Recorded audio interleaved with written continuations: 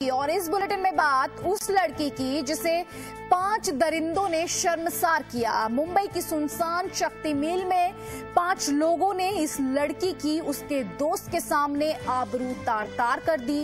1 महीने तक ये लड़की घर नहीं लौटी, ये सोचकर कि अब क्या मुंह दिखाएगी, लेकिन हार कर घर बैठ जाना भी तो कोई हल नहीं। यही सोचकर महीने भर बाद ये लड़की अब आपके सामने आ रही है। जी न्यूज से खास बातचीत की इस लड़की ने। इसका दर्द सुनिए, इसकी तकलीफ को समझिए, सुनिए ये कैसा इंसाफ चाहती है, क्या चाहती है ये हमारे कानून बनाने वालों से और साथ ही कानून के रखवालों से भी।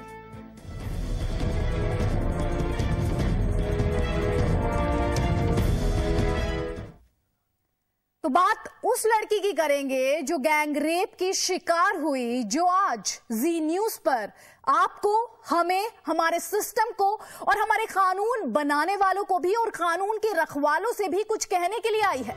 पहली बार जी न्यूज के कैमरे पर यह लड़की आई है। 31 जुलाई को मुंबई की शक्ति मिल में जो कुछ हुआ उसके साथ वो पूरा वाकया इसने बताया है। साथ ही मांग भी उठाई है कि कानून अगर ऐसे दोषियों को फांसी नहीं दे सकता तो कम से कम उन्हें नपुंसक बनाकर छोड़ दे, ताकि आगे किसी और लड़की को इस तरीके से शर्मसार ना होना पड़े। आपको बता दें कि मुंबई की शक्ति मिल में 22 अगस्त को जिस फोटो जर्नलिस्ट के साथ गैंगरेप हुआ था, ये वो लड़की नहीं है। दरअसल ये वो लड़की है जिसके साथ उसी शक्ति मिल में इन दरिंदों ने 31 जुलाई को गैंगरेप किया था। 31 जुलाई के 5 आरोपियों में से 3 आरोपी वही हैं जिन्होंने 22 अगस्त को शक्ति मिल में दोबारा गैंगरेप किया था। बस 2 आरोपी अलग हैं। इनमें से एक को गिरफ्तार किया जा चुका है, एक की तलाश में मुंबई क्राइम ब्रांच हैदराबाद रवाना हो चुकी है। दोनों मामलों की जांच मुंबई क्राइम ब्रांच कर रही है। जी न्यूज अपनी पड़ताल में खुलासा कर चुका है कि मुंबई में ऐसे रेपिस्ट का बाकायदा एक गैंग है। 6 महीनों में 10 से ज्यादा लड़कियों से गैंग रेप कर चुका है ये गैंग। लड़कियों की संख्या ज्यादा भी हो सकती है।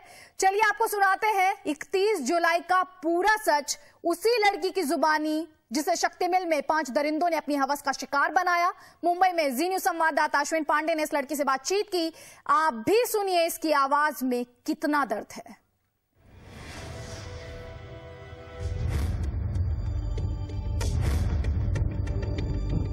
इस वक्त हमारे साथ 31 जुलाई को जिस पीड़िता के साथ दुष्कर्म किया गया वो इस वक्त हमारे साथ मौजूद है।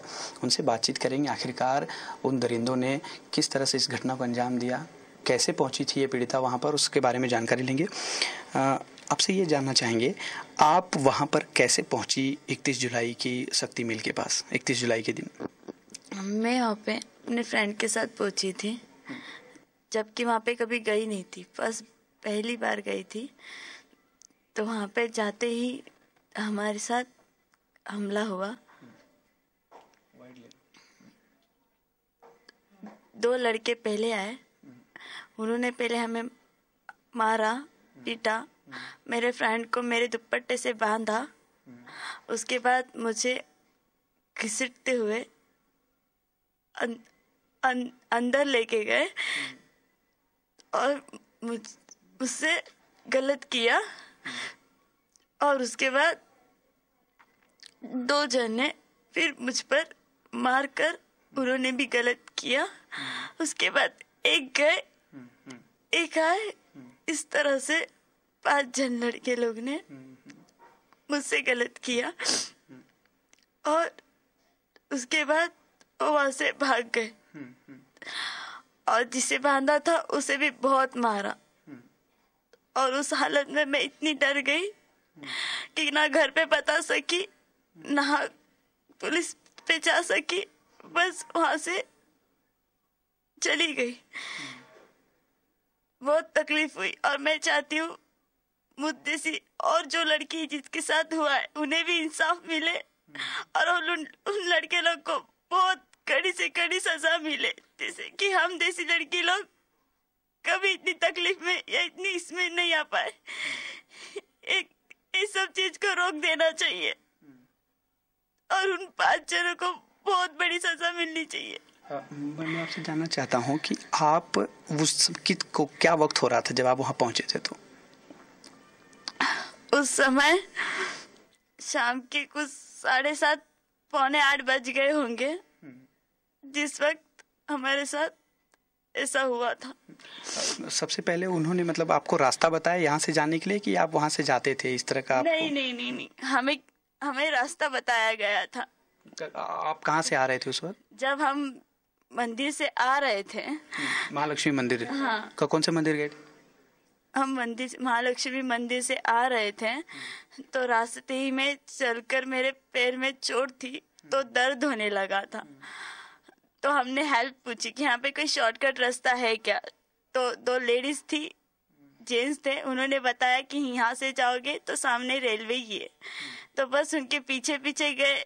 अंधेरे में इतना कुछ पता नहीं चला और उसी वक्त मेरे पैर पे चोट लगी और मैं बस रेलवे की 10 मिनट अंदर ही मैं वहां पर बैठ गई और बैठ के जाने ही लगी तो वहां से वो 2 लड़के लोग आके हम पे अटैक किया और हमें अंदर घसीटते हुए लेके गए और हमें मार पीट के मुझसे गलत किया गया।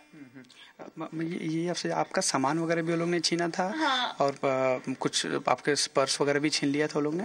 मेरा सामान सब छीन लिया था। मेरा पर्स, जो मेरे साथ मेरे दोस्त थे, उनका मोबाइल, उनका वॉलेट, कपड़े, सब कुछ वहाँ पे ही उन्होंने छीन लिया। मेरे बैग से छेड़छाड़ की, उन्होंने छानबीन की, वहाँ से मेरे बैग से सब कुछ उन्होंने निकाल के यहाँ वहाँ फेंका। मेरे पर्स से पैसा वगैरह सब कुछ निकाला उन्होंने। सबसे पहले 2 लोग थे, उन्होंने बाद में फोन करके बुलाया बाकियों को? हाँ, जो 2 लोग थे वो आए, उसके बाद तीसरा आया, बाद में 2 जन को फोन करके बुलाया गया था। इन सबको तुमने पहचाना, वहाँ दिखाया पुलिस ने? हाँ, 4 जन को मैंने पहचाना। जिसे 5वें को पहचाना है वो इस वक्त फरार है। वो 3 लोग तो पुलिस की कस्टडी में थे। पहले ही दिन जब आप कंप्लेन करने गई थी तो 3 ऑलरेडी पुलिस की कस्टडी में थे। उन तीनों को पुलिस ने आपके सामने पेश किया था? हाँ, जब मैं गई मैंने अपने बताया तो 3 लोग पहले से ही थे, जो कि एक पहले से उन्होंने एक लड़की के साथ भी इसी तरह से किया था। तो वही 3 लोग, मुझसे भी वही हो गया। और जो थे दूसरा, वो दूसरे दिन आया तो वो भी उसी में से ही निकला। और उनकी एक टीम है, जो और कोई लड़के लोग हैं वो भी उनके साथ नहीं, उनको भी पकड़कर उनको भी सजा देनी चाहिए।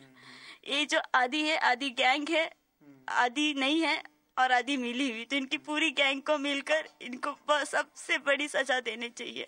आपसे ये जानना चाहेंगे, जब ये घटना हुई तो आप कहाँ चले गए थे और क्यों चले गए थे? क्या आपको क्या बात का डर था? जब मुझसे ये घटना हुई उसके बाद मैं बहुत घबरा गई थी। सोची किस तरह से बोलूं, कैसे बताऊं, किस मुंह से बताऊं।